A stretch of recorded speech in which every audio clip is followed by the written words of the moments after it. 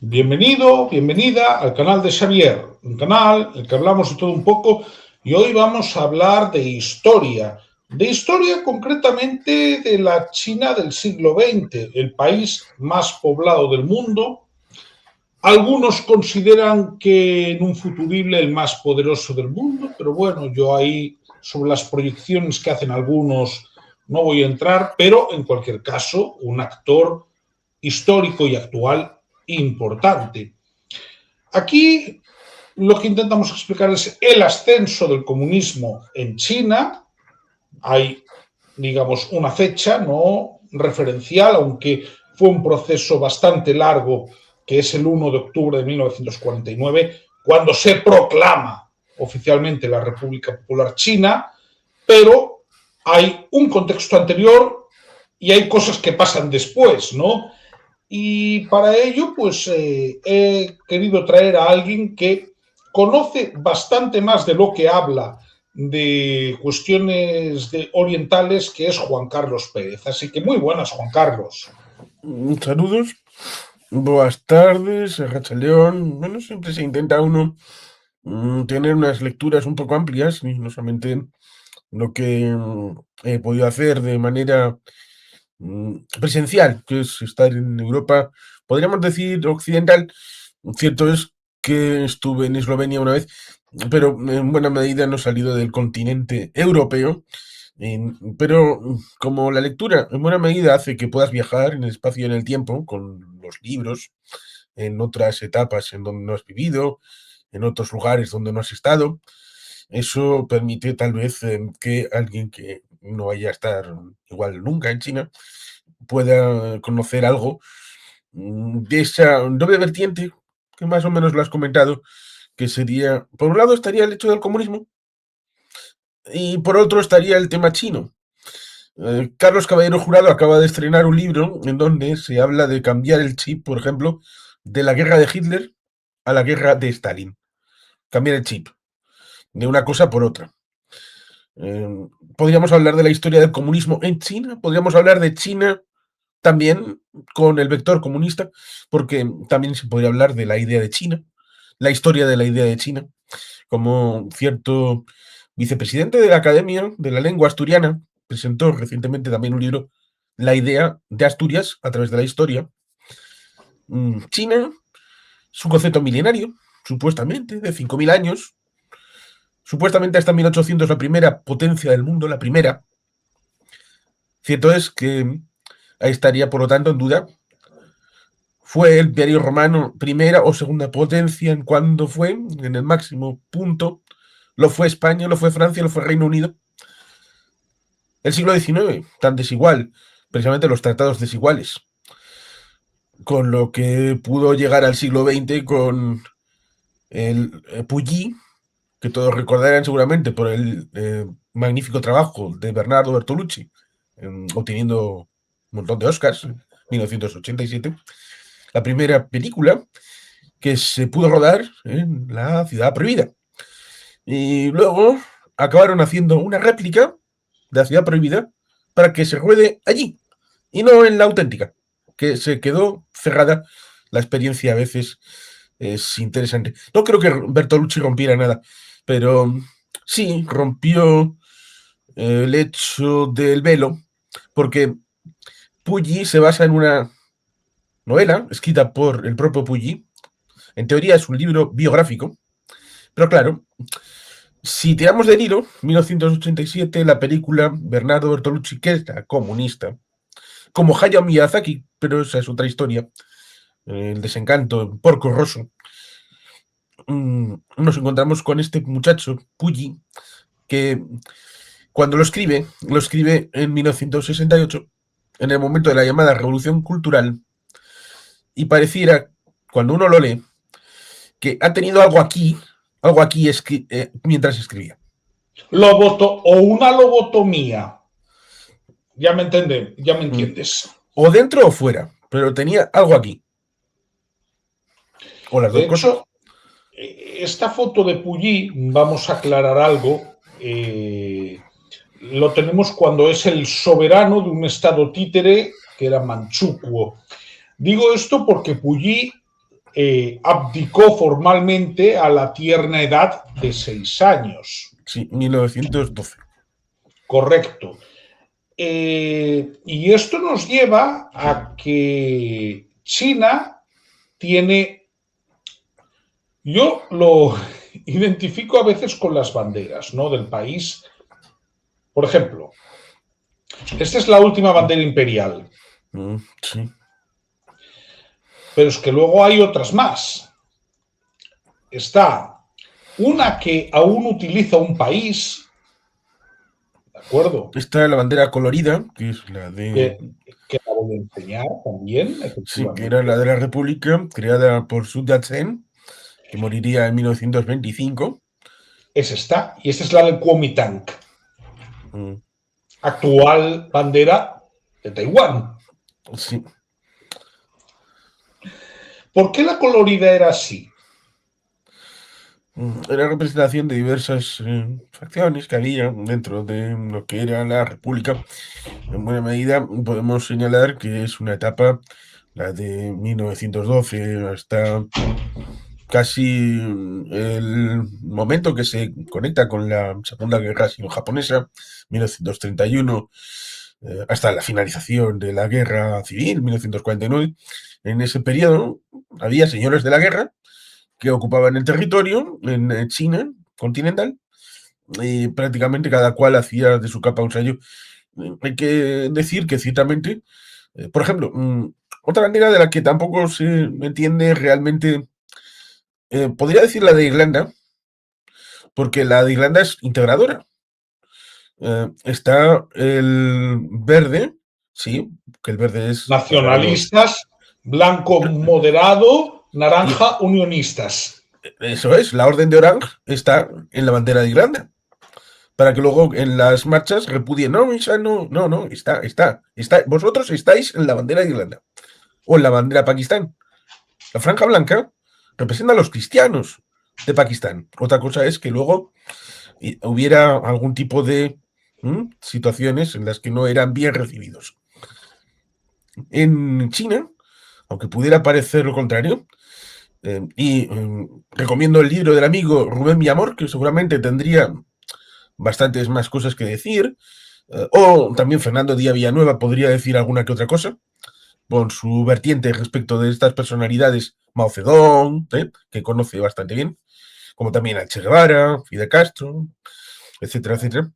Rubén Villamor ha escrito y publicado un libro recientemente que se llama La Revolución Taiping, que fue una revolución integrista cristiana para intentar establecer un estado teocrático cristiano en China, que generó millones de muertos.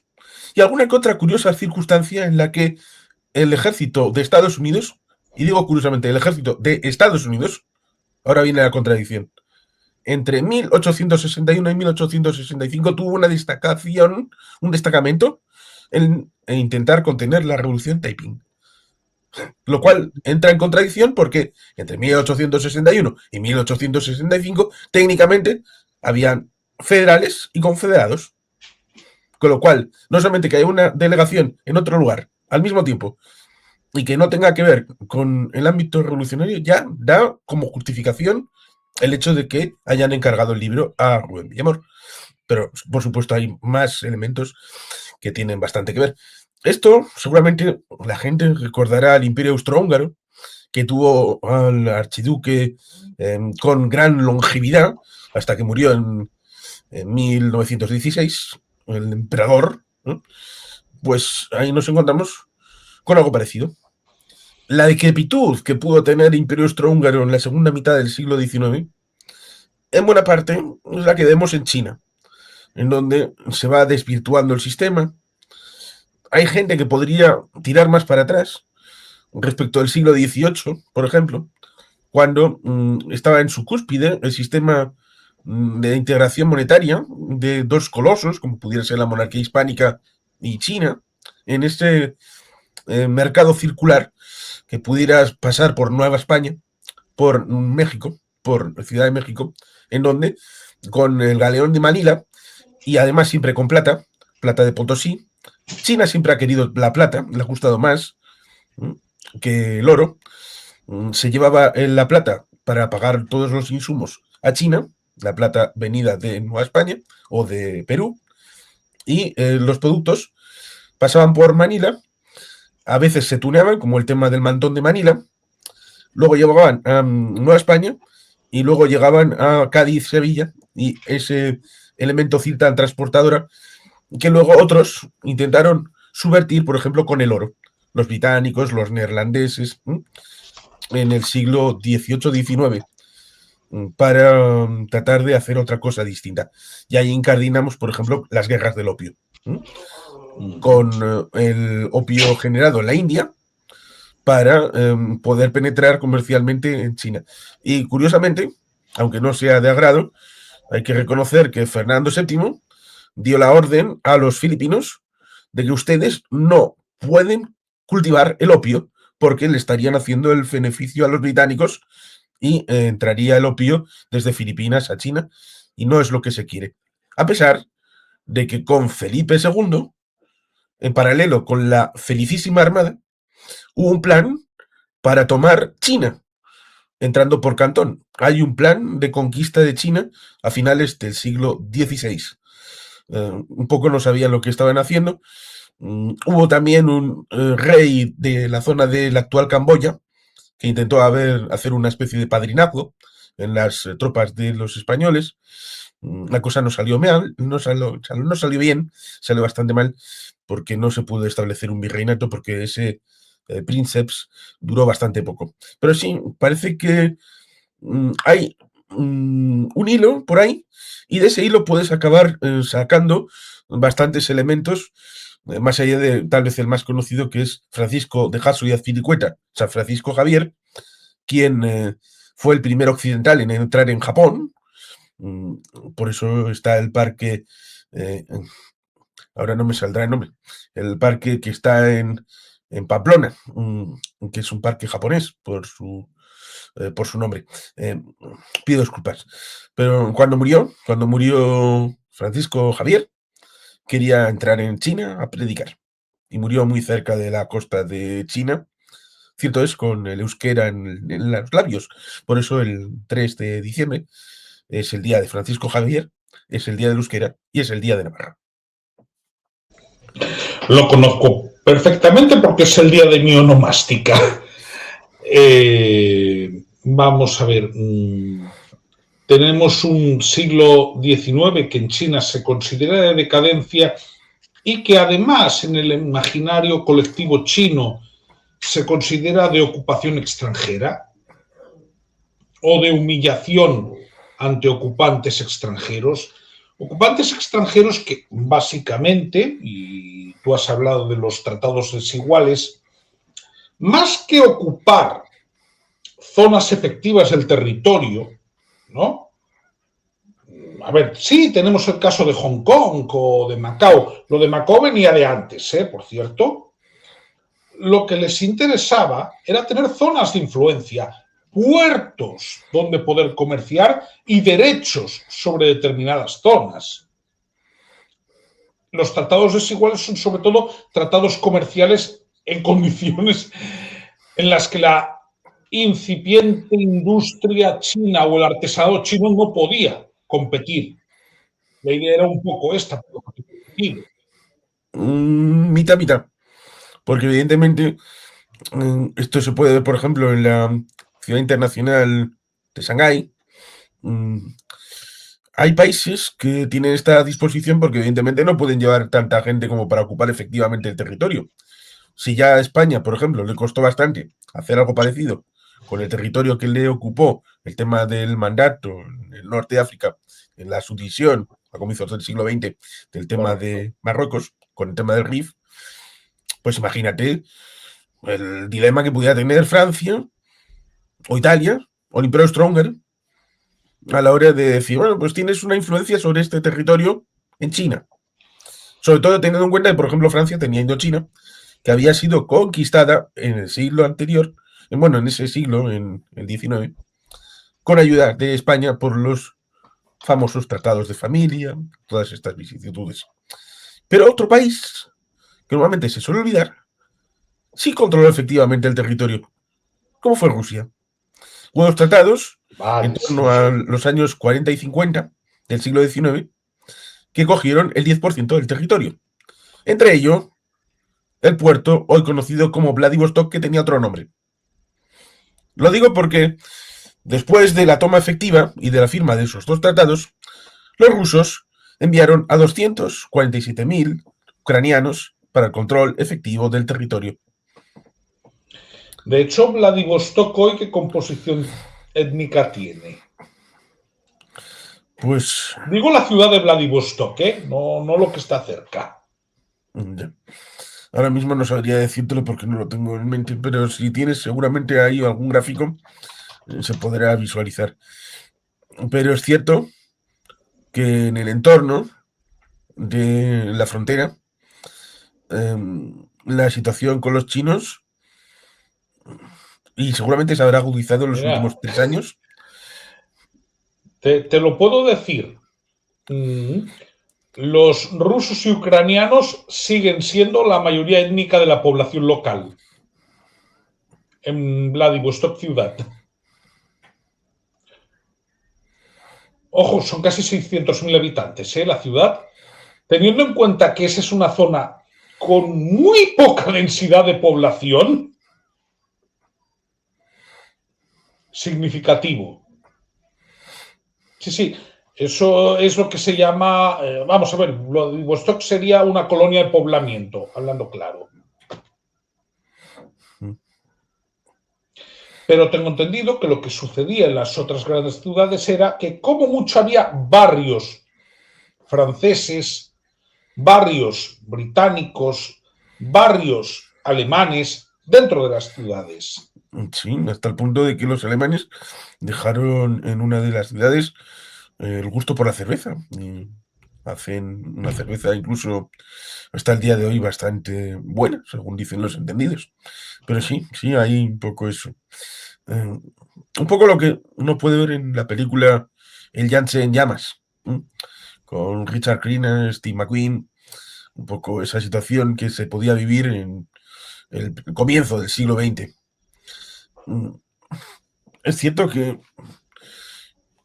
uno puede empezar a hacerse una composición de lugar con ese chup-chup del siglo XIX respecto de rebeliones como el Taiping, la decadencia, actores externos como lo que pudiera suponer el tema de los países occidentales. Habría que sumar también el factor Japón. Japón, en un momento dado, pudo haber sido objeto de apertura, y ahí hay una película que es bastante interesante y que me hubiera gustado tener un conversatorio sobre ella. David y Noemí hicieron un programa en Caja de Trovadores, pero yo habría querido hacer algo propio, que es Silencio. Silencio de Martin Scorsese. Es una película que habla de ese periodo de silencio como país, de la presencia del cristianismo, y que me habría gustado hablarlo con un creyente, porque para descreído ya estoy yo. Y ese silencio del país puede haberse roto de alguna manera, de otra manera. Eh, los países protestantes, aparece la idea, convencieron a los japoneses de que los españoles lo que querían era conquistarles. Otra cosa es que, en todo caso, habría sido algo así como un virreinato. Digo, en el caso más extremo. En el caso más extremo, una colonia británica del siglo XVII es exactamente lo mismo que el virreinato de Nueva España respecto de las capacidades de instituciones que pudiera tener respecto de la llamada metrópoli España. Pues ahí habría seguramente debate. Posiblemente las colonias no son exactamente lo mismo en todos los países en los que uno puede estar. Pero parece que les convencieron Países Bajos y Reino Unido para no tener ese tipo de contactos. Y en una ciudad en concreto había un puerto que lo gestionaban los neerlandeses para las relaciones exteriores solamente a través de ese punto. Cuando el Comodoro Perry, Matthew Perry, no el que actuaba en Friends, sino otro, que ya había estado en la guerra de 1812-1814, muy jovencito. A mediados de siglo fue llamado para abrir Japón al comercio, para tratar de integrar a Japón en el sistema mundo. Se logró. Cierto es que hubo un recíproco elemento con respecto de China, y ahí está parte del asunto. La primera guerra del opio fue antes, y los chinos fueron masacrados por el Reino Unido. Esas noticias llegaron a Japón cuando llegó el Comodoro Perry, y vieron en él un intento de repetición. Y si hubieran hecho lo mismo que los chinos, teniendo en cuenta que la tecnología se había quedado obsoleta en su aislamiento, pensaron que igual habrían tenido un destino parecido. Por eso, aunque hubo resistencias, hubo gente que tiró más por el tema de la apertura, abriendo paso a la posible situación de la era Meiji. En China, eso no lo entendieron, el tema de la posible era Meiji, que lo de la era en Japón se establece al final del mandato. No se pone, vamos, que el emperador no era consciente de que la era se llamaba a llamar así, sino los que pasaron después le denominaron así. En China intentaron hacer lo mismo, un intento industrializador, pero pasaron cosas como la rebelión Taiping. Cuando estás en medio de una guerra civil, pues es difícil hacer un proyecto industrializador. Pero lo intentaron. Pero cuando llega al final del siglo, llega con intentos como la rebelión Boxer, que si hiciera falta algo, pues provocaron a los occidentales. Cierto es que hay quien dice, las malas lenguas, que un grupo de periodistas, cuando terminó los Juegos Olímpicos de 1900, se juntaron en el medio oeste de Estados Unidos en una ciudad y dijeron, bueno, ahora que ha terminado los Juegos Olímpicos, a ver de qué vamos a hablar. Y dijeron, vamos a inventarnos una noticia. Vamos a inventarnos la noticia de que vamos a derribar la gran muralla china para construir viviendas. Y dicen que ese falso bulo, evidentemente, pues incentivó que los boxers se rebelaran y todo aquello. Si no nevero, even trovato. Esta noción. Dicen que sí, que hubo ese bulo de tirar abajo la gran muralla china y que eso incentivó como gasolina el tema de la rebelión Boxer, que se llama Boxer porque son los integrantes boxeando. Un nombre que a veces se le puede dar. Evidentemente, ganaron los occidentales, intentaron oponerse al avance desde la costa, al tema de las alegaciones. Una película, Samuel Bronston, 55 días en Pekín, rodada en España, con David Niven, Charlton Heston.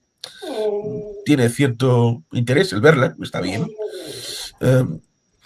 Era, por lo tanto, la culminación de ese siglo de los tratados desiguales, de la debilidad intrínseca, y hace que cuando llegue 1912, 12 años solamente, pues un emperador que en teoría está empezando, pues al final Sun Yat-sen tenga la oportunidad para quitarse la monarquía e intentar hacer algo nuevo. Pero la debilidad, evidentemente, lleva a que no sea viable y florezcan esos señores de la guerra.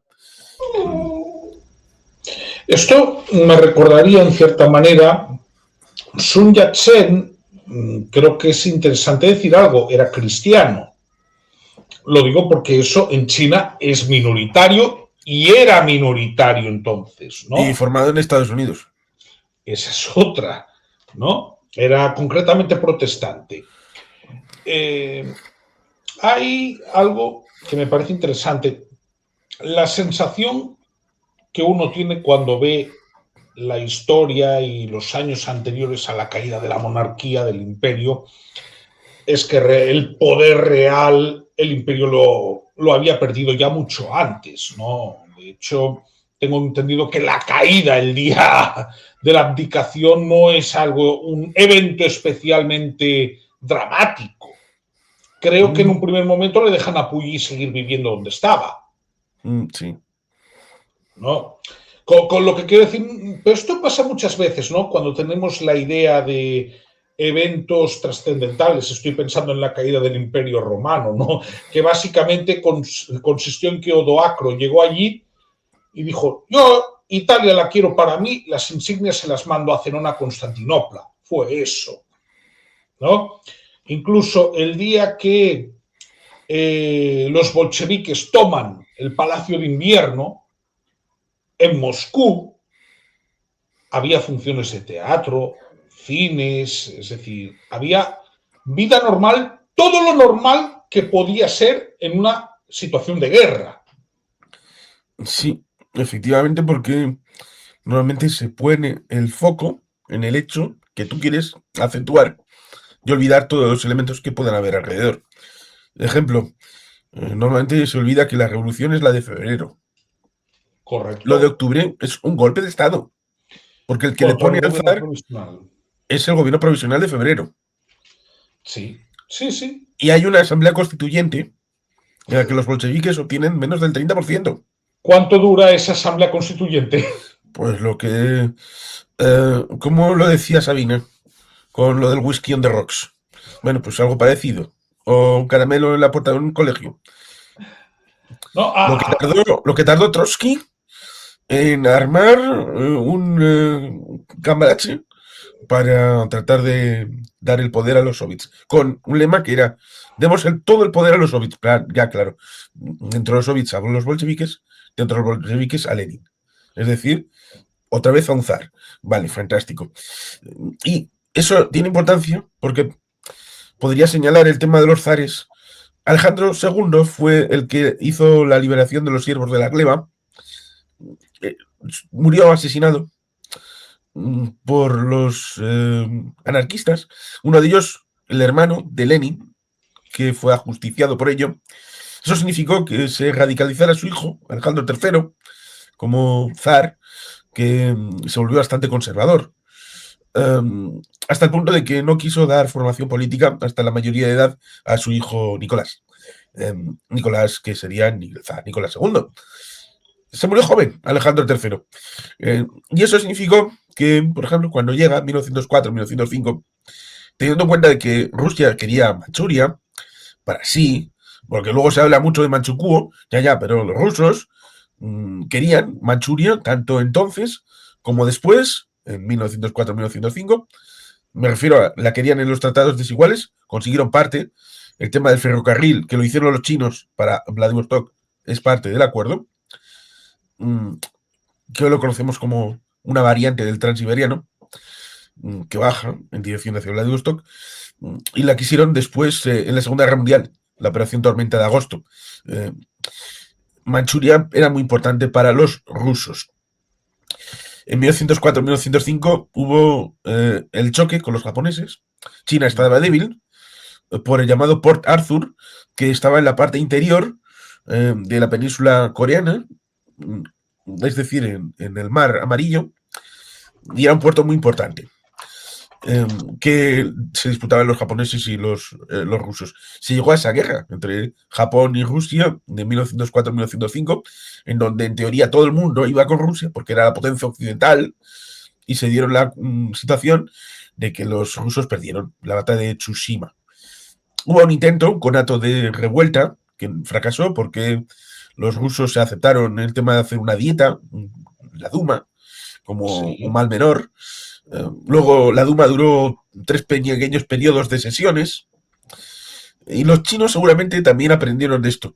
Lo cual resulta curioso porque después de que hubiera el bolchevismo victorioso, aunque en qué momento podemos hablar de bolchevismo victorioso, cuando 1917, septiembre, octubre, lo podemos hablar de 1918, cuando se estabiliza después de la plaza de Brest-Litovsk en marzo del 18, cuando se anula Brest-Litovsk con Versalles, que lo anulan definitivamente, teniendo en cuenta de que están metidos en una guerra civil, en buena medida conectada con la guerra mundial que está terminando. Supuestamente la guerra termina en 1921. En 1921 es la revuelta de Kronstadt, precisamente por los anarquistas. El hecho de que en 1920 haya la victoria de Polonia en el Vístula, una guerra que tienen Polonia con la Unión Soviética, o, mejor dicho, que no era la Unión Soviética, porque la Unión Soviética formalmente se estableció en 1922. Con lo cual, ahí el relato oficial baila respecto de fechas, porque una cosa es lo que el hilo que te dicen y otra cosa es lo que uno puede ver hecho a hecho cuando uno entra en la profundidad. Pero en teoría, en 1921, un llamamiento de la Internacional Socialista a Moscú. Y en ese momento hubo representantes del Partido Socialista Español en aquella situación y como muchos otros. Lenin obligó a los representantes a asumir un manifiesto político que transformaría radicalmente las organizaciones políticas.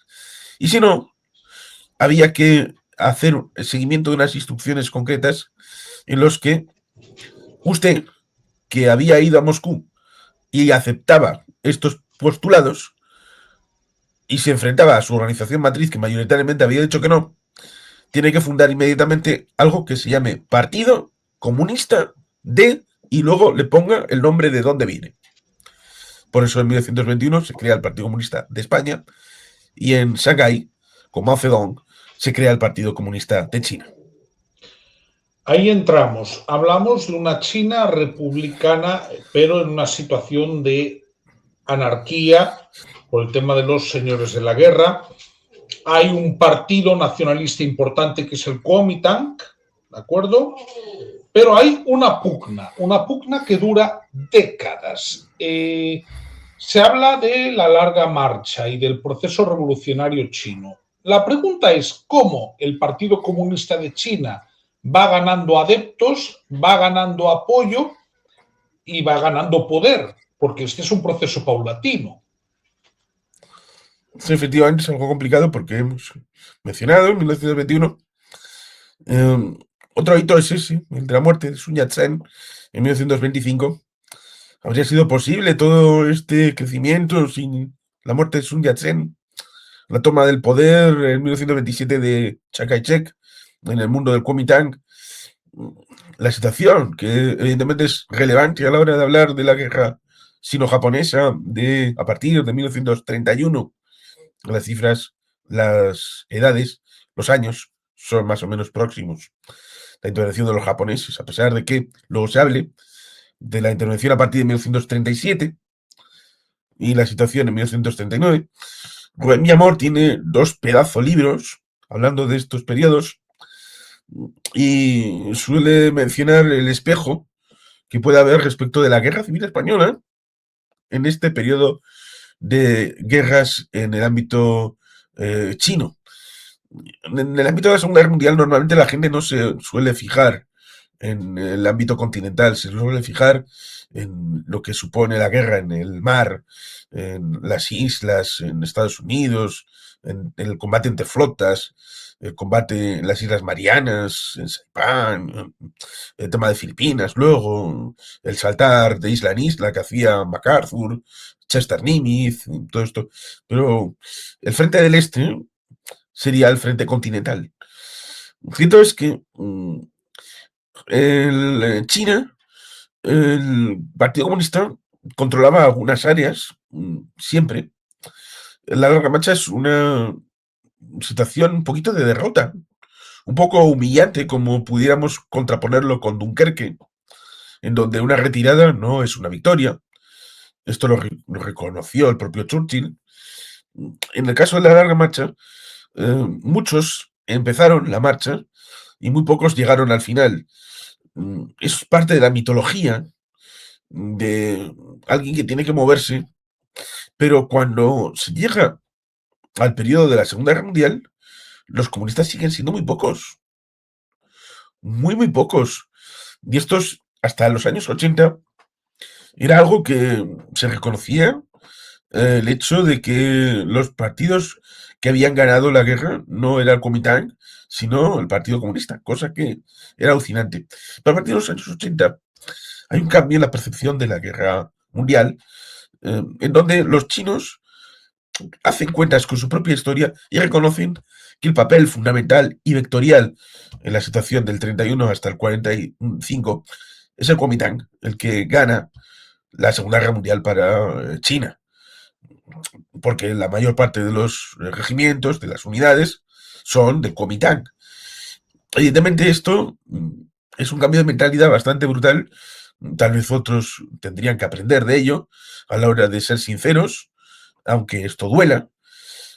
Pero ciertamente cuando uno va a los mapas que puede Rubén Villamor poner en sus libros o los vídeos que hace, puede uno visualizar que hay muy pocos territorios controlados efectivamente por el Partido Comunista. Otra cosa es que el Kuomintang, a través de Chiang Kai-shek, a través de ciertos líderes, tuvieran una disposición bastante feudal a la hora del diálogo con las regiones rurales y hicieran dejación de una relación bastante más transformadora o bastante más equitativa, tal vez teniendo en cuenta que había bastantes de los que podríamos llamar Junkers, si hablamos en términos alemanes, que estarían del lado de Chiang Kai-shek, con lo cual no podrían tirarse piedras a su tejado, siendo ellos los amos del ámbito rural, pero eso te pudiera poner enfrente a una gran mayoría poblacional en el ámbito rural, dando posibilidades a que ese ámbito rural y esas personas pudieran pasarse en algún momento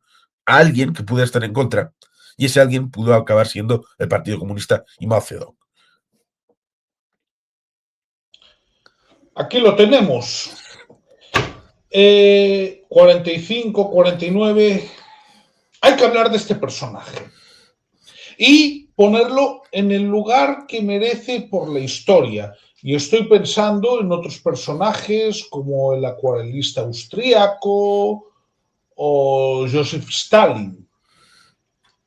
Sí, más allá de hechos que son interesantes acerca del periodo de 1931, 37, 37, 39, y luego lo que supone en el ámbito de la Segunda Guerra Mundial en el Asia-Pacífico, en donde nos podríamos encontrar estados títeres, pero estados títeres de Japón, en China, de la Unión Soviética, por ejemplo, Mongolia, y guerras olvidadas como la guerra del Hanjin-Gol, que tiene bastante que ver con septiembre de 1939.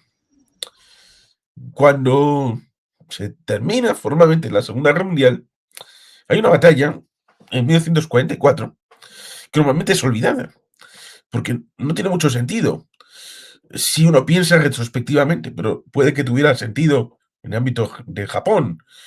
No controlaron todo el ámbito de la fachada de la costa china, sino hasta 1944. El conectar los tres vectores, casi como si fueran las tropas del frente norte, centro y sur en el frente oriental. Pues aquí algo parecido. El frente norte y centro conectaron desde bastante pronto, pero luego hubo un descuelgue respecto del sur. Y en esa batalla de 1944, los del Kuomintang se desfondaron. Perdieron un montón de gente de una situación pírrica. Da igual quién obtuviera la victoria en el ámbito temporal, probablemente fue Japón, pero toda esta gente que se pierde en el 44 hubiera sido muy importante en el 46 y 47 en la guerra civil. Por tanto, ese debilitamiento, entre comillas, gracias a Japón, será muy importante en esta operación Ichigo de lo que pasará después.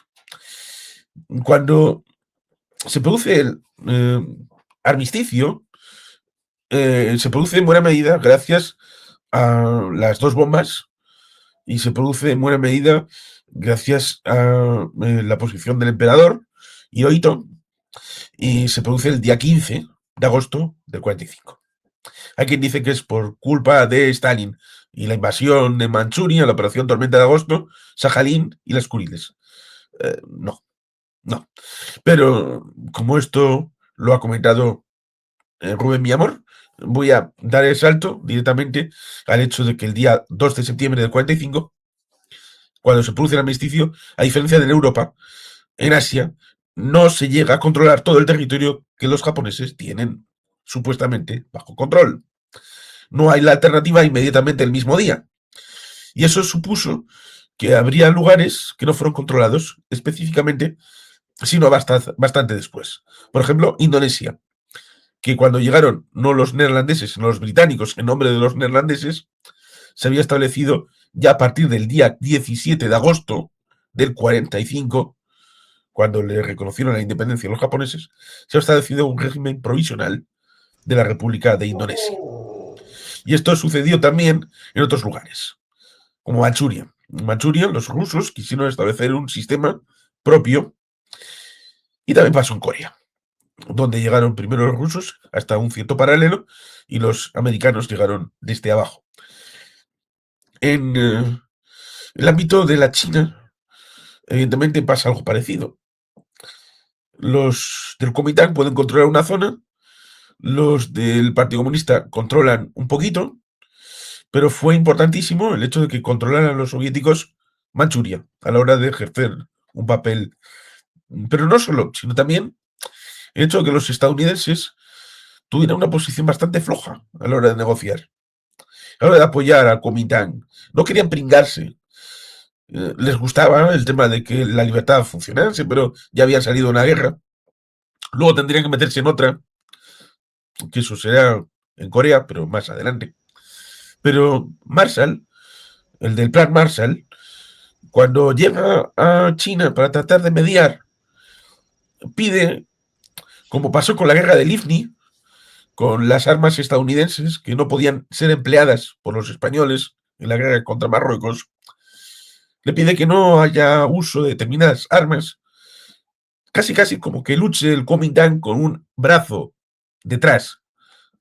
Con lo cual, cuando luego se hará esa disquisición en el debate presidencial del 52 de Who lost China, quien perdió China, pues evidentemente a quien se le echó la culpa es al Partido Demócrata, que era el que gobernaba.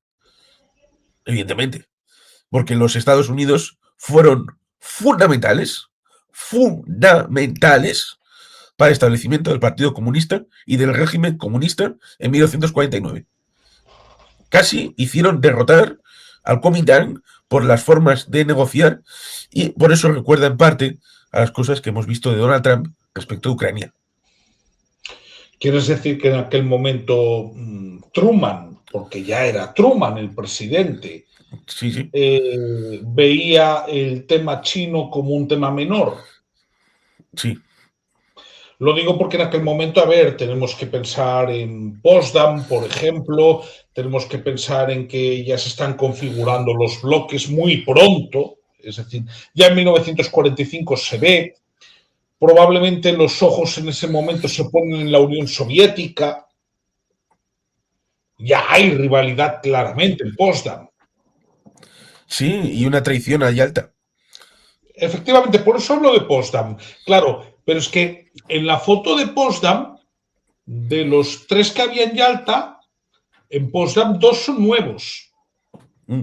Sí, por eso Carlos Caballero Jurado dice que hay que fijarse en el que estaba en el 31, el que estaba en el 39, el que estaba en el 41 y el que estaba en el 45. Que eres el más interesado en la Segunda Guerra Mundial. Es el mismo. Sí, y si retrotraemos a lo que dijiste acerca del acuarelista austríaco de Mao y de Stalin, el acuarelista austríaco sorprendentemente sería la medalla de bronce en cuanto a liquidaciones masivas. La de plata, Joseph, ¿no? Sí, y la de oro, Y Mao. este señor. Vamos a ver, en 1949 se decanta la guerra, el Kuomintang tiene que irse a lo que hoy es Taiwán. Y a la isla de Hainan, lo cual es bastante olvidado porque un poquito después, en 1950, será retomada por el Partido Comunista. Claro.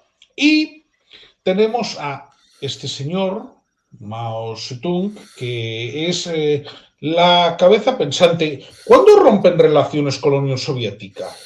Pues en torno a finales de los años 60, pero es algo progresivo, no es un día exacto. Porque hubo circunstancias en el 64, un conato de guerra en el 69, un mes que estuvieron ahí tirando todo. También en el 64 hubo conflictos, tensiones fronterizas. Pero es sintomático. Algo que, como diría Fernando Díaz Villanueva, es colateral a todo el sistema político comunista, esté donde esté, que es el establecimiento de un sistema de propaganda desde el inicio. Ya en 1949 hemos dicho que el 1 de octubre del 1949 es cuando se establece en Pekín la República. Ya en 1949, por lo cual tiene que ser en ese periodo de octubre, noviembre, diciembre, se establece un sistema de miles de funcionarios en un departamento de propaganda sistémico. Luego, Stalin había hecho cierta industrialización, cierto es que podríamos hablar destinada a la guerra, destinada a armamento. Mao piensa, estos soviéticos han sido tontos. Han caminado un pie cada vez. Han intentado hacerlo de la agricultura y en otro momento han intentado hacerlo de la siderurgia. No, no. En China somos mejores que todo esto. Vamos a usar los dos pies a la vez. Con lo cual, dijeron, el trabajador de campo a la mañana va a trabajar en el campo, pero en sus ratos libres y a la tarde va a tener un pequeño hornito, una especie de ferrería en su casa para tratar de hacer acero, ¿eh? Con lo cual va a hacer las dos cosas. ¿Cómo se le llamó a esto? Pues no lo sé, pero yo la llamaría una estupidez soberana. Bueno, ellos le llamaban un gran salto adelante. Sí, sí, es el Que, plan que- que teoría. también, que también demostró que estos no se leyeron un libro o la teoría de la especialización productiva de David Ricardo, por lo que veo. No, claro. Luego también tenían sus cosas magufas, como estos pajaritos. Hay que acabar con los pajaritos, porque era gente mala, porque atacaban las cosechas. Y bueno, pues esta cosa acabó induciendo el tema del hambre, que acabó matando por. Hay algunas estimaciones que pueden ser incluso más, 50 millones de chinos por estas medidas. Debido a que, en paralelo con ese gran salto adelante, eh, la medida de la agricultura, pues debido a que no tenían tiempo material a intentar hacer la agricultura y a la vez el acero, ese presunto acero que fue destruyendo templos, edificios, sacando metales de donde fuera, que al final fue metal de poca base, de una clase ínfima, lo que acabaron saqueando, pues acabaron provocando las hambrunas, que digo que es sistémico, porque a pesar de que en Occidente puedan tener mala conciencia, como ha podido haber respecto de otros momentos, el Holodomor, por ejemplo, con el tema de Ucrania, que fue hambre inducida para tratar de destruir las minorías internas, como las purgas, que también pudieron ser respecto de tratar de preparar el camino a la guerra, intentar evitar un frente interno. Parece que dicen que Molotov respondió después de la Segunda Guerra Mundial de cómo era que habían hecho todas esas purgas, teniendo en cuenta de que venía después la guerra, cierto que visto en retrospectiva. Y Molotov respondió directamente, fue una forma de evitarnos un frente interno, de evitarnos disidencia. Esto es algo interesante. Hay varias estimaciones de la gente que falleció durante el gran salto adelante. Varían muchísimo, pero tú de la información que tienes, ¿qué podrías considerar más o menos, hablamos de horquillas, fiable? Parece razonable hablar de 50 millones de muertos. ¿Cuántos son responsabilidad de Stalin? Para el gran salto adelante, No, digo, para hacer una comparativa que la gente lo entienda. Stalin, ¿de cuántos fallecidos es responsable? Stalin podríamos hablar de entre 32, 36 millones, ¿Y el acuarelista? 17. Creo que el cuarto o el quinto sería el nefasto rey Leopoldo de Sí, con Bélgica. su finca particular. Sí, que ese está incluso por encima de Pol Pot. Mm. Sí, porque Pol Pot mató unos 2 millones de camboyanos. Claro, que proporcionalmente para la población del país Sí, que Es era como un tercio del país. claro, lo que pasa es que Leopoldo de Bélgica en el Congo, en términos absolutos, fue mucho peor. Mm. Pero digo, para que la gente se haga una idea de las consecuencias que tuvo. Luego, esto, Decía lo del Kumbaya porque un tiempo después, en paralelo a la invasión de China, precisamente el tema de Pol Pot, porque Vietnam entra en el 78 para intentar frenar el genocidio Khmer, y China entra en el 78 para intentar conquistar Vietnam. Los vietnamitas tenían entrado aquí en el cerebelo que, ojo, cuidado, porque cuando vinieron los japoneses, o vinieron los franceses, o vinieron los americanos, esta gente en algún momento se va, porque podrá durar más o menos, pero son imperios de visita. Pero si vienen los chinos, se quedan 1000 años, como se quedaron los chinos 1000 años en Vietnam. Así que eso era una perspectiva distinta, generacional.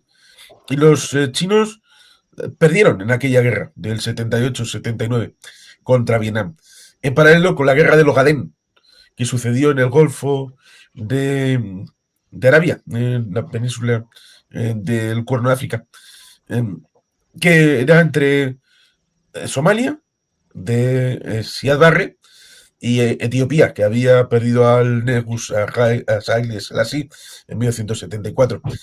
Es curioso porque aquella guerra fue por intentar tener un puerto soviético de protección sobre el Índico.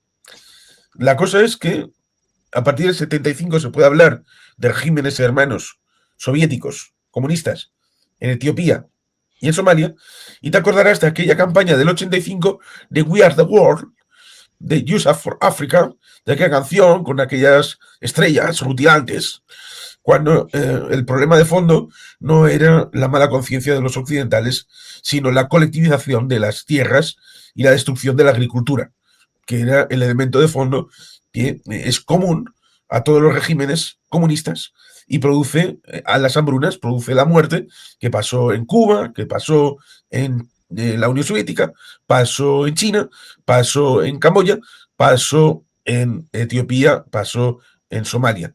Por lo tanto, es algo sistémico de la implantación de un sistema que no ha funcionado en ningún lado y que produce muertos. Pero luego te tratan de endilgar los muertos porque, como dije, ya en octubre, noviembre, diciembre del 49, los chinos, como había pasado en otros regímenes, implantaron un sistema de propaganda para adentro y para afuera, para tratar de pero, decir que ellos hacen todo bien. pero Juan Carlos, eso no fue verdadero comunismo. No, sí, la falacia del falso escocés. De, Es lo que siempre te van a decir. sí, la falacia del falso escocés es cuando te dicen, ah, los escoceses, todos toman un chorrito de whisky en el desayuno para ennoblecer el alma.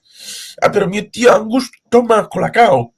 Claro, es que tu tío Angus no es un verdadero escocés, aunque haya nacido en Norkin Marlott. No pasa. Y eso les vale para China, les vale para Cuba, les vale para Corea del Norte, les vale para la URSS. Oye, es un comodín. Sí, otra cosa es ese pequeño detalle de que la gente se da cuenta. Porque de 1950 a 1960, que se te mueran 50 millones de personas, es un poco. Vale que luego te hagan una película en 1968, que es para enmarcar, para estudiarla, como es Las Sandalias del Pescador, en teoría para hablar de la Santa Madre Iglesia Católica, pero en donde te meten la vertiente respecto del choque entre la Unión Soviética y China. Y te meten todo el combo de We Are the World estilo China. Con el final que tiene respecto de vamos a dar todas las riquezas de la iglesia a la pobreza universal. ¡Hala! Bien, fantástico. Vamos, que te come el combo completo. Pero es que en 1960, la banda de los cuatro que dominaban el Partido Comunista, dos dijeron, Mao, te quitamos el poder. Uno de ellos de Xiaoping. Le quitaron el poder formalmente. Otra cosa es que, debido al carisma que tenía, formalmente, siguiera siendo la cara visible del régimen, pero sin poder efectivo. Es que ahí es donde vamos. De hecho, el gran salto adelante es tan desastroso y tan evidente que Mao pierde el poder de facto, es lo que tú has comentado. Sí, se lo quitan en 1960. Claro, pero Hasta ¿qué el pasa? punto, hasta el punto de que hay una larvada guerra civil en torno a 1960 hasta el 67, en donde luego se establece la llamada Revolución Cultural. Ahí es donde quería ir yo, que es Y lo que cuando pasa Mao recupera el timón, en parte. es que en Occidente, cuando está todo esto de Berkeley, el tema de mayo 68, dicen, mira, estos chinos han hecho la revolución, está todo perfecto y además, ahora esto, hasta los intelectuales hacen la revolución. No, no, no, no. Lo mismo que cuando se habla de la Segunda Guerra Mundial como guerra de clases, no. Es una guerra de naciones, es una guerra de países. La revolución cultural es una guerra civil por el poder, por intentar retomar el poder. Y en parte, y seguramente sorprenderá a algunos, bastante como la serie esta de La Purga. Tiene razón el tema de La Purga respecto de que te dicen, desde medianoche, de tal nivel para abajo, podéis hacer lo que queráis. ¿Por qué? Porque el ministro de Defensa del momento, que fue el encargado de imprimir el libro rojo, dio carta blanca a los guerrilleros de Mao, que los fue criando en esos 7 años y se formaron e hicieron cosas. De aquí para arriba no podéis tocar, pero aquí para abajo, lo que queráis. Cogieron al primer ministro y le encerraron. Y durante 10 años, su familia no supo si estaba vivo o muerto. Estuvo en una celda en el que tuvo que convivir con sus propios excrementos. La familia, en esos 10 años, al final acabaron diciéndole que había muerto. Pero al mundo no le dijeron que estaba muerto hasta más de 20 años después. Esto es sintomático. Más allá de los chirene, que puede ser, por ejemplo, el Este es rojo, la canción que era más típica, o el hecho de que la mujer de Mao fuera responsable de las 4 únicas óperas que podían interpretarse en el país. Cierto es que hay cosas que conectan con lo que había pasado en Camboya. Era elitista tener un sofá. Tener gafas te ponía a ser sospechoso de ser burgués, de ser como intelectualoide. Eh, este tipo de vicisitudes que ya hemos visto en 1917 en Rusia, en el que tener unas manos callosas te salvaban la vida, pero tenerlas finas y delicadas hacía ver como que eras de la aristocracia, como si no hubieras hecho trabajo manual en la vida, y te hacía estar en la calle en una fila o en otra. Esto también pasó en la Revolución Cultural. Llamada Revolución Cultural porque hemos comido el relato de tal y como lo ha vendido luego China, que entró en una dinámica de construcción en el que la idea era esa. La Revolución Cultural era el intento de Mao Zedong de tratar de retomar el poder. Ese Mao que había liquidado a 50 millones de chinos en el gran salto adelante. Esto y este culto a la personalidad sigue existiendo, ¿eh? Mao. Intentó quitarse del medio eh, con la evolución que pudo haber durante la década que hubo entre el 68 y el 78, el intento de que el pequeño timonel, porque el gran timonel era Mao Zedong, como fue el caso de Deng Xiaoping, intentar reconducir esta vicisitud hasta tratar de lograr una nueva reconfiguración del poder, eh, que lo logró a finales de los años 70, no sin tener que comerse chapos. Fuera de una u otra manera, como le pasó a Aung Suu Kyi, cuando los miembros del régimen dictatorial, después del golpe de Estado, ya en el siglo XXI, cuando la pusieron en teoría de ministra súper importante, no primera ministra, sino de poder fáctico, que tuvo que comerse el tema de los Rohingya del ejército.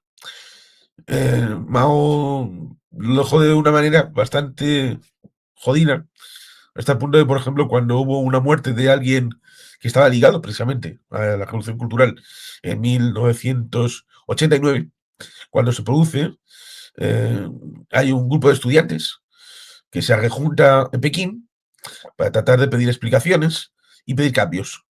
que es lo que sucedió en la plaza de Tiananmen. Cierto es que se puede decir, eh, tendría que haber hecho algo distinto. Bueno, la relación, por ejemplo, con la Unión Soviética hasta 1989 no se retoma cuando visita a Gorbachev Pekín. Nos encontramos con esa vicisitud de que en los años 60 se van progresivamente distanciando. Hay quien lo justifica de la manera siguiente. En 1953 muere Stalin. Y en 1956 se produce el discurso secreto de Nikita Sergeyevich Khrushchev, en donde denuncia supuestamente los crímenes de Stalin. Pero ojo, cuidado, porque no denuncia los crímenes contra el pueblo, denuncia los crímenes contra la oligarquía, lo mismo que la Carta Magna de 1215. No es una declaración democrática, es una declaración de los derechos de los nobles en Inglaterra, en equiparación con el rey Juan sin tierra. Aquí tenemos algo parecido, en donde Nikita Sergeyevich Khrushchev le dice a los suyos, a los que están en la nomenclatura, de que no tendrían que haber sido atacados por Stalin. Pero esa vicisitud corre ese riesgo de que lo vean mal otros regímenes, que es lo que pasa, por ejemplo, con China. Este desviacionismo hace que Mao Zedong en China lo vea mal, porque puede verse que él sea como Stalin y los de la nomenclatura, los que ha sodomizado, pues puedan decir, nosotros cogemos este discurso y entonces igual el que pierde el poder eres tú, que es lo que acabaron haciendo en 1960. Por eso trataron de separarse de la Unión Soviética, también con la conferencia Bandung de 1955, tratando de establecer la idea de, vale, los no alineados, ni con Estados Unidos ni con la Unión Soviética. Bien, pero ¿quién lidera ese otro mundo? ¿Quién lidera ese llamado tercer mundo que no era económico, sino político? Tito desde Yugoslavia, Nasser desde Egipto, Sukarno desde Indonesia. Eran pequeñitos. Quizá Nehru de la India. Bueno, le daba más la idea Mao desde China. Sí era comunista, sí, pero no era la Unión Soviética. Y luego, cuando se van separando, en esa dialéctica del liderazgo en teoría del comunismo mundial o de los bloques en el mundo, pues tenemos esas situaciones en el 64 y en el 69, en donde otra vez la nación y no lo que es el tema político, el que establece esa dialéctica, en donde lo que quieren es saber hasta qué punto los soviéticos se van a defender. Quieren poner a la Unión Soviética a la defensiva a la hora de decir este límite fronterizo, ¿hasta qué punto lo vais a defender? Y en parte es el relato olvidado, más allá de que también Pierre Trudeau, el hijo de Justino, como primer ministro de Canadá, hizo bastante para el acercamiento entre Unión Soviética, China, Canadá, en el ámbito de la visita de Nixon, porque primero fue Canadá la que se acercó a China para abrir el camino, pero es que China veía a la Unión Soviética como un rival debido a que de facto ganó la guerra del 69, esa guerra fronteriza. Y por tanto, China necesitaba de alguien que ejerciera el padrinazgo, o por ejemplo, de compartir la carga. Esto, Henry Kissinger, el tío Enrique, lo llama la diplomacia triangular. Pero creo que lo configuraron mal. No entendieron del todo a China a la hora de visualizar qué era lo que tenía en mente China a la hora de hacer ese acuerdo con los Estados Unidos, más allá del hecho de tratar de obtener el escaño en Naciones Unidas, que era de China Taipei, en vez de la China continental, cosa que a partir de esos años 70, en el que, por cierto, también entró la República Democrática Alemana y la República Federal el mismo día, pues había un juego en la ONU, pues, de ciertas cosas. Pero en el ámbito de China cambiaron ese foco en buena medida por la derrota militar y el reenfoque en el ámbito geopolítico, pero también por cuestión nacional de pensamiento a la hora de una visión que también, como decía, tiene que ver con el pasado y con el reconocimiento de que los soviéticos no le habían hecho ningún favor para obtener el arma nuclear, como los americanos también habían hecho con los británicos, que en primer momento tampoco querían que los británicos tuvieran el arma nuclear. Parece que a los que tienes más cerca lo que quieres es padrinarles hasta el último momento, sean británicos con americanos o los chinos, que tuvieron que robaron a los soviéticos tecnología para poder culminar la prueba nuclear. Y ciertamente el hecho que dije de que fueron los americanos fundamentales a la hora de la creación de la República Popular. Eso también seguramente influyó en el momento de la visita de Nixon a China en 1972. Mira, me parece muy interesante. Me quedarían dos cuestiones importantes para poder... Bueno, vamos a lanzar otra, que es la de los regímenes especiales. Los años 80 la situación era complicada. Incluso, como se puede ver en Iba a hablar de eso. Adiós, hijo mío, una película que tengo comentada en el canal, empresas que eran públicas se privatizaron al estilo occidental. Es que te iba a preguntar, precisamente, sí. Me has hablado de los 80, pues mira, ya te hago la pregunta más fácil. A partir de la muerte de Mao, ¿qué pasa económicamente? Y así ya económicamente, en principio, lo que querían era crear islas como conectores, lugares externos en el que hubiera esa captación de recursos. El problema, el que suele pasar respecto de los sistemas económicos libres, en donde hay la necesidad de libertad, ya sea económica y también política, para generar espacios de valor añadido. Eso se hizo en algunos lugares en concreto. Sobre todo a partir de mediados de los años 80, final de los años 80, y esto permeó también en los años 90, sobre todo cuando el sistema comunista desapareció del bloque oriental. Esos núcleos empezaron a cobrar vida propia. Empezaron a tener aglutinante respecto del resto. Y los chinos, como has visto en el vídeo que te he pasado, aunque ya lo conocías, los chinos no son ni comunistas ni capitalistas. Son chinos. Y tienen una situación doctrinal que es de la China tradicional, del mandarinato, del emperador, del imperio del medio, que tiene 5.000 años. De los grandes pensadores chinos, más allá de Confucio, pero también en la guerra tendríamos a Sun Tzu y tendríamos a otros. Lao Tse, por ejemplo.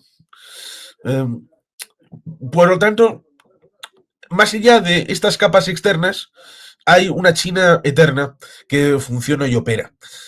Incluso actualmente con Xi Jinping, que tal vez pudiera ser como un neoemperador, a pesar de que hay gente que dice que ha cogido las formas de un nuevo Mao Zedong. Aunque claro, Mao Zedong también tomó las formas de un emperador en su configuración, porque teniendo miles de años, pues seguro que encontramos algún que otro emperador que fuera bastante malo para la supervivencia del ser humano en su negociado. Pero sí, el problema, si hay que hablar de algún problema, es que más allá de que en los años 90 con Jiang Zemin, Hu Jintao, todos estos que tuvieron 2 mandatos de 4 años, lo cual es curioso. Tuvieron 2 mandatos de 4 años como si fueran presidentes de Estados Unidos. Tenían una concepción un poco democrática, como también le pasó a Boris Yeltsin, que tuvo formalmente 2 mandatos de 4 años en Rusia. Y esa formulación de que el capitalismo, ciertamente, había que disociar, esto lo denunció Fidel en su momento, la noción de que había que cambiar en el ámbito de China el tema económico, manteniendo las riendas del sistema político. En la Unión Soviética hicieron los cambios de los dos a la vez, lo cual volvemos a lo de andar con una pata o andar con las dos. En Cuba dijeron no cambiamos nada y lo dejamos tal y como está. Y ahí vino el periodo especial. En China han visto que en parte el mundo les reconoció esto. Cierto es que pudieran haber tenido un avance económico en los años 80 y 90 sin intervención extranjera. Pues tal vez sí. Que aceleró la apertura a el entorno inmediato y a Occidente el tema económico y que pudieran invertir en esos lugares especiales que luego empezó a permear y abrir otros equivalentes, ya sea en Shanghái, en Cantón, en todos estos lugares, para poder acabar teniendo una economía más o menos integrada, costera, porque habría 3 Chinas en China: la costera, la intermedia y la interior. La interior, porque no hablemos de lo que pasa a los tibetanos o a los de De Xinjiang. eso iba a hablar precisamente, era la segunda cuestión que te iba a preguntar.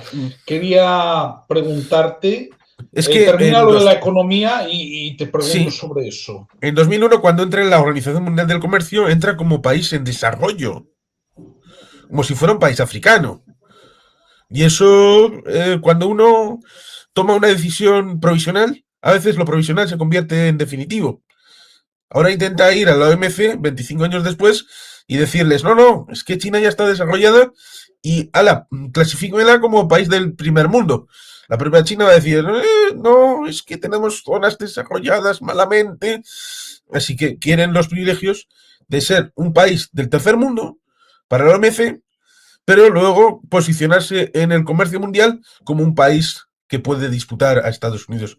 Aquello creo que no va a llegar a disputarle jamás la hegemonía, y que en caso de que vaya a ser derrotado va a ser por una conjunción en la que pueda estar China o por otra conjunción en la que no esté China, para tratar de quitar a Estados Unidos de la primacía mundial. Pero China sola, mmm, si lo podía haber hecho, ha llegado al cenit. Otra cosa es que la inercia va a poder seguir subiendo nominalmente, más allá de otro pequeño detalle que hay que tener en cuenta también en la economía.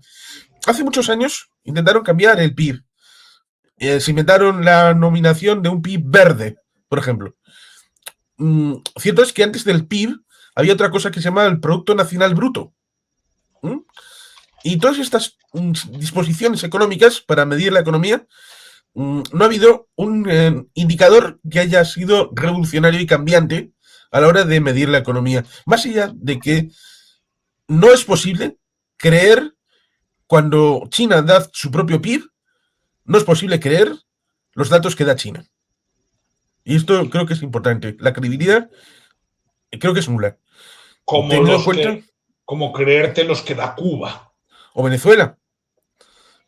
Es que, mira, cuando estabas hablando, me estaba acordando de un rey precisamente del Himalaya, el de Bután, ¿no?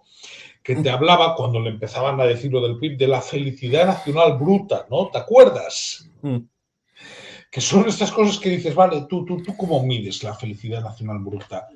Lo primero que te van a decir en cualquier plan de negocio, ¿de acuerdo?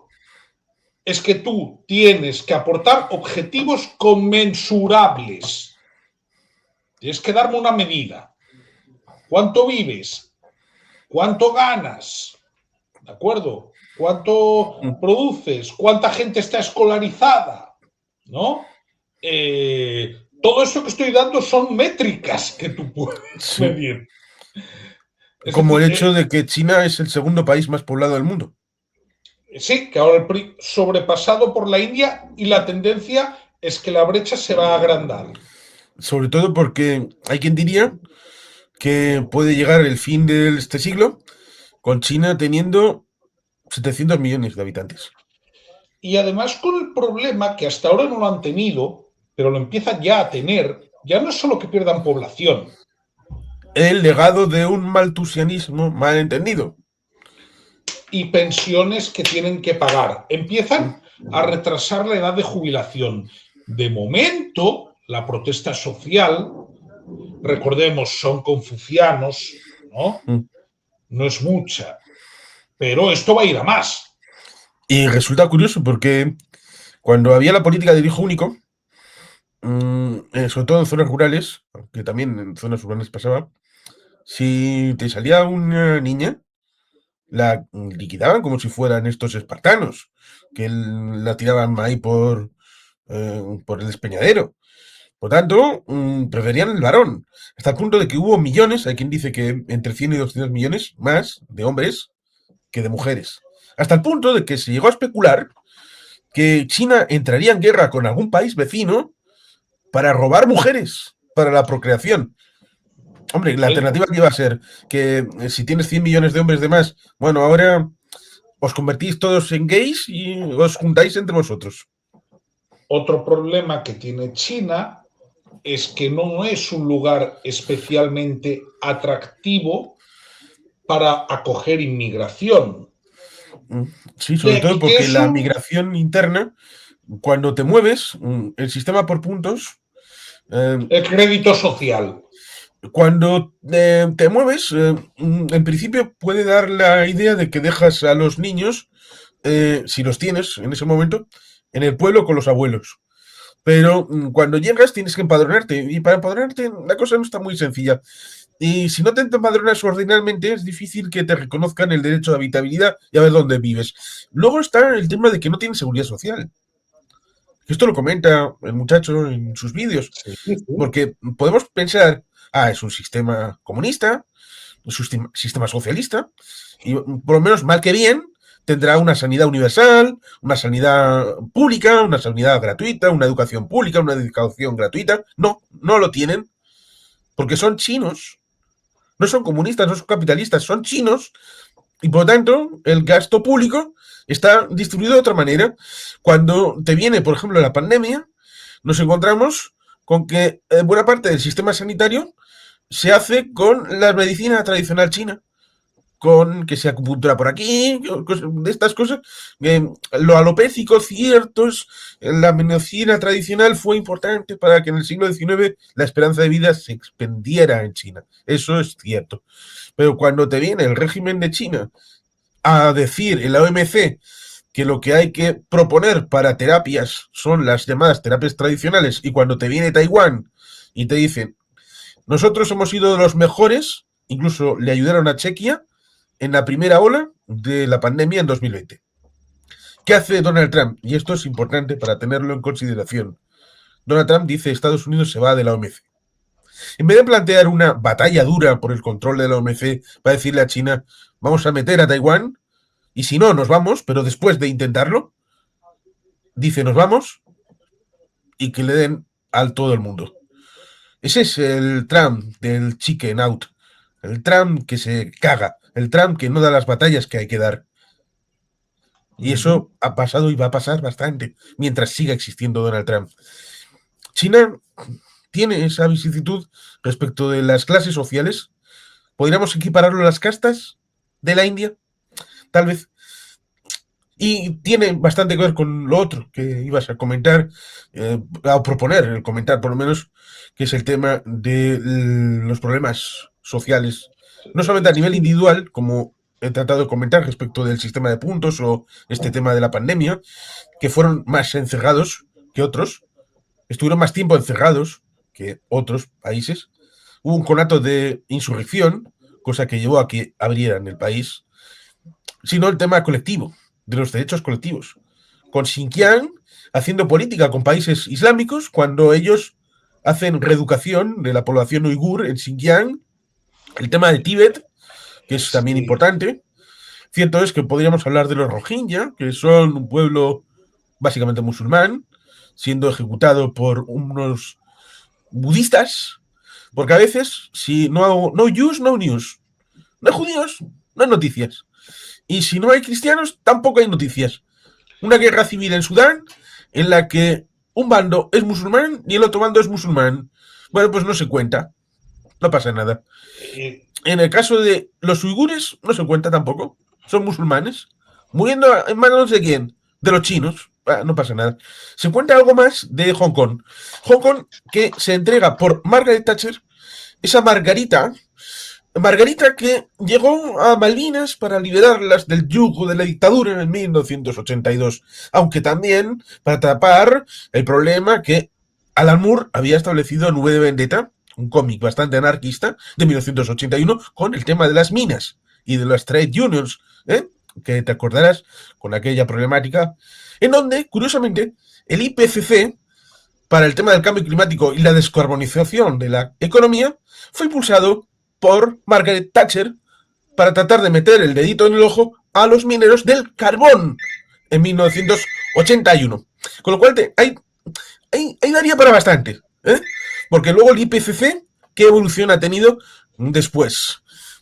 O el tema este de que ella tenía problemas políticos. Es primera ministra desde 1979 y estaba a punto de perder las elecciones. Si no fuera Sí. por Galtieri, el tonto a las 3 de Galtieri. Pero ella, en 1984, después de haber ganado las elecciones de 1983, en vez de hacer lo que enfrenta respecto de Gibraltar, el león inglés luchando contra España, aguerrida, el león inglés luchando en Malvinas después de dar el salto a Asunción y bajar hasta allí, se arruga y le dice a Deng Xiaoping, sí, te damos Hong Kong, no pasa nada, no hay ningún problema. De- En el de- año 1997. debo decir algo. Está justo delante, pero los portugueses, por ejemplo, ¿no? Que entregan Macao en 1999. Bueno, básicamente son también casos distintos. Macao, Sí, lo que han florecido son los casinos, ¿no? sí, Eh, es caso distinto porque cuando se Portugal sucede. quería ya darla en 1974-75 cuando la revolución de los claveles. Sí, quería, pero los chinos le dijeron, es que me viene mal, esta tarde, hermano, Efectivamente. quedamos mañana. Y cuando llegaron a acuerdo en 1984 con los británicos, Entonces sí. entonces es cuando, después de haber firmado con Margarita, los chinos miraron a Portugal y dijeron, venga, ahora sí. Y entonces los portugueses es cuando intentaron, es que me viene mal esta tarde, y es cuando les debieron hacer el vudú y les convencieron de, Bueno, a vale, ver. en vez del 97, el 99, os damos 2 años más, pero No, antes del pero fin del milenio, esto tiene que ser China. bueno, pero para los portugueses te puedo decir que la cesión, porque para empezar, portugueses había muy poquitos en Macao, lo suelen utilizar como base comercial, ¿eh? Sí. China, quiero decir, Peor es lo que hizo India, con Goa en los años bueno, 60. entraron directamente con el ejército. Eso es. Ahí directamente, no, quiero decir, Portugal, desde el punto de vista de Portugal, no salió mal parado con los acuerdos de cesión del 99. ¿Por qué? Porque los portugueses tienen ahí, de hecho el portugués es todavía oficial en Macao, lo suelen utilizar como base para entrar en China, comercial, pero estaba mirando una cosa y yo te quería preguntar, a ver, oficialmente, por cierto, el número de inmigrantes extranjeros en China es espectacularmente bajo, comparando con Taiwán. Ojo, es espectacularmente bajo, lo cual ya te da una idea, ¿no? Del nivel de apertura que pueden tener hacia afuera a la hora de que alguien vaya allí a vivir. No, no, pero es que, por ejemplo, el Pero 3,5. esto es algo que pasa también en Japón. No, pero en Taiwán no. En Taiwán No tienen me un refiero en la 3,5. China, lo que pasa en la China continental es lo que pasa también en Japón, en Corea del Sur. Claro. Es algo que también tiene cierta consustancialidad con respecto a ciertas sociedades asiáticas. Sí, pero en Taiwán el Entonces que porcentaje de extranjeros. Taiwán, bueno, quizá mejor un poquito después, Es, porque eh, el tema con Hong Kong es que en teoría había 50 años de un estado especial, negociado eh, en teoría por Margaret Thatcher, sí, que iba bueno, a durar, que iba a durar entre 1997 y 2047. que están pisoteando desde casi el primer día. Porque los chinos interpretaron de que ese periodo especial era entre 1984 y 1997. Ellos Sí, lo pero reinterpretaron así. Y la puntilla fue una ley de seguridad que establecía que para la extradición, por motivos de seguridad de algún criminal, todo tenía que pasar por Pekín. Con lo cual es como la fórmula de la ley abolitoria de los fueros de 1839. Se garantizan los fueros sin perjuicio de la unidad constitucional de la monarquía. Ya estás jodido. Porque están poniendo un techo y ese techo lo controla ¿quién? La monarquía desde Pekín. Es decir, que la ley de seguridad establecía de que en último ratio, por motivos de seguridad, quien decidía no eran las instituciones de Hong Kong, sino decidía Pekín. Es un 155 de libro. Claro, quiero decir, no, pero yo ahí la pregunta te lo hacía por la siguiente. Oficialmente hablamos de que el 92-93% de la población es de etnia Han, pero claro, si tú dices el 92-93, implica que como mínimo hay 100 millones de ciudadanos de la República Popular China que no son Han. Mm. Entonces, yo te quería preguntar, porque tiene que ver también con la llegada del comunismo en China, la ocupación del Tíbet. Formalmente es en torno a 1950-55. Dalai Lama es exiliado en la India. Hay quien dice que, y digo, dice porque tenemos antenas en Occidente, que una teocracia fue destruida por un régimen liberador, teniendo en cuenta de que también hablan de que en 1912 se había establecido un régimen títere por parte de los británicos, este tipo de cosas que se suelen comentar, de que cuando se estableció una posibilidad de Estado tibetano, había sido bien por una teocracia, es decir, un régimen de los lamas en Lhasa, bien con la protección de una potencia exterior, como serían los británicos.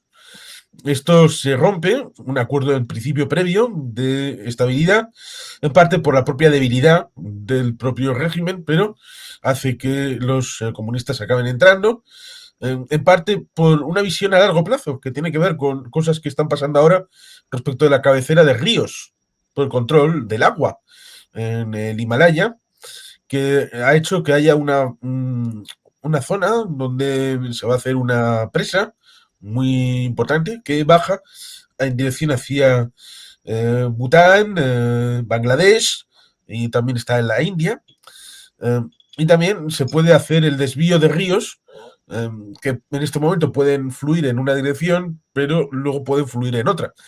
Este tipo de elementos, no sé si estaban ya en la mente, yo creo que sí, porque los regímenes dictatoriales lo que hacen es, dado que no hay más decisión que la del emperador, pues entonces pueden tratar de hacer planificaciones a 10, 20, 30, 100 años con la mayor pretensión de que puedan tratar de encauzarse esas disposiciones más allá.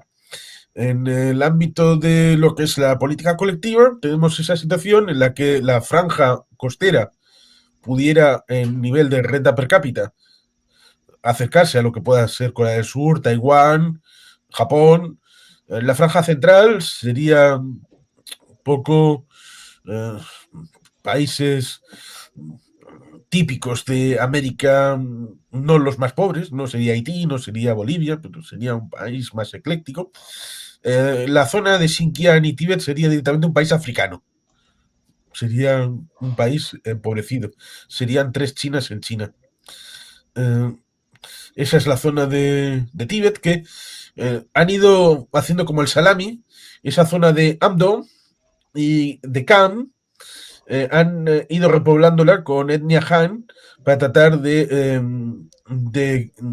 empequeñecer. Esto también lo han hecho con Xinjiang, tratar de reducir la población originaria territorialmente y también poblacionalmente, a la mínima expresión, con campos de reeducación, prohibición del idioma, eh, hacer actos simbólicos, por ejemplo, en el tema de la reencarnación, con leyes, lo cual es curioso y chileno que lo hayan podido poner negro sobre blanco, la ley de que está prohibido por el Partido Comunista la reencarnación del lama no sé qué, a no ser que lo apruebe el Partido Comunista. Y dices, Bueno, pero esto lo hacen también con la Iglesia, pero quiero decir, es algo sumamente ridículo porque el Partido Comunista, que es un partido que propugna el ateísmo, no se debería meter en esos berenjenales. ¿y cómo puedes asumir que un país y un partido que supuestamente no acepta la trascendencia diga que un agente del más allá deba de subyugarse a una normativa humana para decir, no, no, no, usted no puede pasar de esta frontera para intentar reencarnarse, Tenzin Gyatso, el Dalai Lama actual. No puede entrar en territorio chino para reencarnarse. Mientras no lo apruebe el Partido Comunista, el Comité Central, usted no puede entrar en China para reencarnarse y, vamos, este tipo de cosas es algo ciertamente alucinante. Lo mismo que el acuerdo que tiene con Francisco, que paz descanse, que va a vencer en 2028. De momento parece que León XIV va a pasar por el aro. Está por ver, pero parece que va a pasar por el aro y que va a aceptar los nombramientos que hace el gobierno comunista. Pero claro, digamos que mucho sentido no tiene. Quería Era un preguntarte por... derecho, era un derecho que tenían los reyes de España, el de la terna.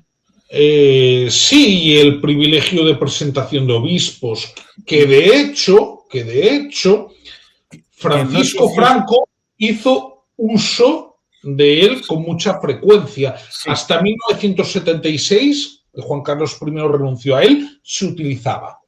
no es ocioso la derivada española porque en Taiwán pasó algo interesante y curioso. Porque Taiwán no tenía contacto con el continente. Y esto creo que tiene cierta situación de interés, teniendo en cuenta de que hasta el siglo XVIII-XIX, pues la construcción de la sociedad taiwanesa tenía todo que ver con esos otros países. La isla se la conoce como Formosa por la penetración de Portugal. Hay todavía construcciones, se pueden buscar, en la parte norte de España y la parte sur de los Países Bajos, que tuvieron un control territorial, ya sean estas tres potencias, Portugal, España, Países Bajos, sobre Formosa. Hasta el momento en el que en 1895 la toma Japón, que mantendrá el control sobre ella durante 50 años hasta el final de la Segunda Guerra Mundial. Con lo cual técnicamente se puede decir que Taiwán ha sido China durante 3 años, desde septiembre del 45 hasta septiembre del 48, hasta que acaban entrando las fuerzas del Kuomintang y estableciendo un régimen diferencial. Con lo cual, cuando se habla de la unidad de toda China, la política de una sola China está en la situación de que puede establecerse sobre el régimen de Taiwán o sobre el régimen político de Pekín. Cierto es que ahí la fuerza de cada uno, el músculo de cada uno, evidentemente nos hace dar la idea de que hubiera un sesgo en favor de uno o de otro. Pero ahí está una beta que tiene todo lo que hemos ido comentando. ¿Por qué? Porque el relato de autojustificación de un régimen político tiene todo que ver con la historia. Si no hay una unicidad de un relato único, como si hubiera una teoría unificada del todo de lo que es China, de esos 5.000 años en donde en teoría tendría que estar todo en la misma ristra. Imaginemos esto con otras sociedades. Imaginemos que todas las dinastías de Francia, de España, de Alemania, las ponemos como si fuera una única realidad. Imagínate, a pesar de que alguno lo ha hecho, hablar de España como si fuera una realidad inmutable y única, y además en un mismo sistema político, desde la zona de Atapuerca, desde la etapa de Altamira hasta el presente. Pues no, evidentemente no, eso no se puede hacer. Pero el Partido Comunista en China, con quien María Dolores Cospedal llegó a firmar un acuerdo Partido Popular, Partido Comunista en su momento de colaboración, esto que la gente lo busque, tiene esa virtud de tratar de establecer la integración de toda la historia de esos 5.000 años en una misma realidad para autojustificar la existencia de un único poder que sería el Partido Comunista y su jefe, en este caso, Xi Jinping. Si hay otras narrativas que rompen esto, sea el caso de Hong Kong, sea el caso de Taiwán, eso a la larga es un desafío sistémico a la realidad de la propia China continental como realidad única. Y por eso es imperativo para los del continente tratar de embridar a Taiwán, porque igual otros en caso de viabilidad, pudieran tomar ese mismo camino. Y por eso había que enbridar también a los de Hong Kong en última instancia, a diferencia de lo que comentaste con el tema de Macao, que en buena medida es como unas Las Vegas. Y cuando estás en Las Vegas, pues lo que pasa en Las Vegas se queda en Las Vegas. Y no hay ningún problema. No es como otros estados de la Unión que sí han sido problemáticos, pero Nevada no da quebraderos de cabeza. Más allá de los del lago Tahoe, pero para eso ya hablamos en El Padrino. Pues Miguel, la verdad es que me ha parecido muy interesante este viaje que hemos hecho por la historia de China, entender cómo se proyectó, cómo se proyecta ahora. Por mi parte, pues oye, gracias por esta algo más de hora y media que hemos tenido. Creo que a la gente le habrá quedado bien claro cómo se llegó a esto y cómo estamos hoy y qué es la China de hoy. Esperemos que la gente también pueda informarse más y que no se crea los primeros relatos con mucha mitología que hay muchas veces sobre el supuesto poderío chino. Hay que poner las cosas en su sitio. Y nada, si quieres decir algo antes de terminar. Pues que efectivamente tiene su interés en tratar de cada cual investigar lo suyo, porque, por ejemplo, podemos hablar de la línea de los 9 puntos, que es en el mar de la China Meridional. También hay el tema de los nombres. ¿Cómo se llaman las cosas? Es importante. Se hizo en los años 40 del siglo XX los 9 puntos, lo cual resulta curioso y paradójico porque esto lo reclaman apachas, la China continental y Taiwán en la suposición de que lo van a heredar, sea quien sea, en el futuro alguna de las dos. Y es una línea que está cerca de la costa y que invade territorio soberano de Vietnam, de Indonesia, de Malasia, de Bután, de Singapur, de Filipinas. Filipinas, pienso, vamos a ir por la vía legal, vamos a denunciarlo al Tribunal del Mar, de la Convención de Mondago Bay de Jamaica de 1983. Le dio la razón a Filipinas. Consecuencias, ninguna. Están construyendo atolones y están haciendo una política de hechos consumados, lo cual también tiene su interés cuando hablen de una China pacifista, que no ha hecho la guerra con nadie, más allá de lo que comenté de la guerra contra Vietnam. Con lo cual hay ciertamente temas interesantes, porque el tema del músculo, hace no mucho hubo un submarino que se les hundió en el río. Cierto es que en un lugar apartadito, pero salió a la luz. Este tipo de cosas, lo mismo que la degradación demográfica, el tema económico, la situación inmobiliaria, en la noción de tratar de establecer esto en los regímenes subestatales de las regiones, decir, no, esto de las inmobiliarias es tema de las regiones, como si fueran comunidades autónomas o estados de la Unión. Y no es verdad. Evergrande. Evergrande, sí. Evidentemente, en un régimen totalitario como es el chino, uno no puede establecer esa idea. No, es que el cantón de no sé dónde hizo una política. No, usted es un régimen de arriba abajo y lo controla todo, absolutamente todo, y los cargos públicos todos son del Partido Comunista. ¿Y quién es el jefe máximo? Usted. Pues entonces, este tipo de situaciones van a tener una disposición complicada para el presente y el futuro de China, que va a hacer que esa debilidad les impida ser un competidor auténtico. Otra cosa es que pueda meterse en una dinámica bélica, como podemos ver en el caso de Rusia ahora, que aunque la guerra terminara hoy mismo, el ámbito de la industria bélica llevaría a que necesitaran más guerras. Vamos, que a quien le jodería una paz hoy en Ucrania sería a la propia Rusia. Este es el riesgo de tener mayor o menor economía, pero estar centrada en un rubro en concreto y en un sector. Y en el caso de China, el mayor problema es el tema de las importaciones, porque todas tienen bastante que ver con el mar y son una potencia de proyección terrestre o marítima. Ahí estaríamos en el tema de la geopolítica, en términos que pudieran ser más propios de la Escuela de Oviedo, que si Socacia, todas estas cosas, y la construcción de una flota naval que pueda ser más o menos efectiva, los círculos concéntricos de control de lo que es China. pero sí, en buena medida ahí estaría la disposición de tratar de enfocar cada cual su estudio de China y no dejarse embaucar nadie por lo que oigan de otros, sí, como guía para que cada cual pueda investigar, pueda conocer de toda la historia de China, sobre todo el siglo XIX y XX y parte del XXI, como hemos tratado de hacer aquí. Yo espero haber estado a la altura y agradezco el haber estado en este programa sobre China aquí contigo. Lo has estado, Juan Carlos, no te preocupes. Así que nada, si os ha gustado este vídeo, ya sabéis, comentad, compartid, dadle al me gusta o suscribíos. Venga, un saludo y nos vemos en el próximo.